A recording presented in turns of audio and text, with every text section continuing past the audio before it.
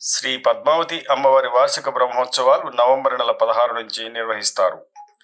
తిరుచానూరు పుణ్యక్షేత్రంలో కొలువైన అమ్మవారిని అలమేలు మంగగా, శ్రీ పద్మావతి అమ్మవారిగా భక్తులు కీర్తిస్తారు. వార్షిక బ్రహ్మోత్సవాల్లో భాగంగా ప్రతిరోజు పగలు, రాత్రి అమ్మవారికి వాహన సేవలు ఉంటాయి.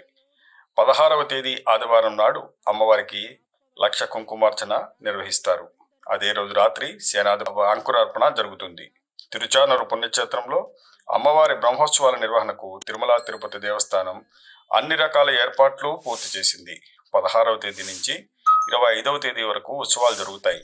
25న తిరుచి ఉత్సవం, తీర్థవారి అవబృతం, చక్రస్నానం, పంచమీ తీర్థం ఉంటాయి. రాత్రి తిరుచి ఉత్సవం, ధ్వజావరోహణంతో బ్రహ్మోత్సవాలు ముగుస్తాయి.